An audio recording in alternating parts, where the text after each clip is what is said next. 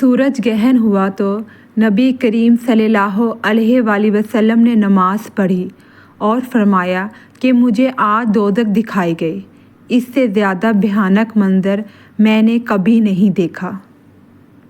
نبی کریم صلی اللہ علیہ وآلہ وسلم نے فرمایا، اپنے گھروں میں بھی نمازیں پڑھا کرو اور انہیں بالکل مقبرہ نہ بنا لو۔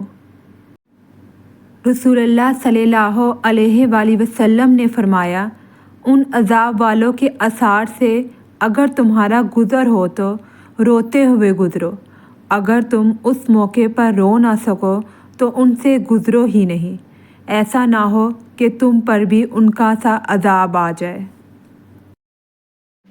سلمہ رضی اللہ عنہا نے نبی کریم صلی اللہ علیہ وآلہ وسلم سے ایک گرجا کا ذکر کیا جس کو انہوں نے حبش کے ملک میں دیکھا۔ اس کا نام ماریہ تھا۔ اس میں جو مورتیاں دیکھی تھیں وہ بیان کی۔ اس پر رسول اللہ صلی اللہ علیہ وآلہ وسلم نے فرمایا کہ یہ ایسے لوگ تھے کہ اگر ان میں کوئی نیک بندہ یا یہ فرمایا کہ نیک آدمی مر جاتا تو اس کی قبر پر مسجد بناتے اور اس میں یہ بت رکھتے۔ یہ لوگ اللہ کے نزدیک ساری مخلوقات سے بدتر ہیں۔ جب نبی کریم صلی اللہ علیہ وآلہ وسلم مرض الوفات میں مبتلا ہوئے تو آپ صلی اللہ علیہ وآلہ وسلم اپنی چادر کو بار بار چہرے پر ڈالتے۔ جب کچھ افاقہ ہوتا تو اپنے مبارک چہرے سے چادر ہٹا دیتے۔ آپ صلی اللہ علیہ وآلہ وسلم نے اسی اضطراب و پریشانی کی حالت میں فرمایا، یہود و نصارہ پر اللہ کی پھٹکار ہو کہ انہوں نے اپنے انبیاء کی قبروں کو مسجد بنا لیا۔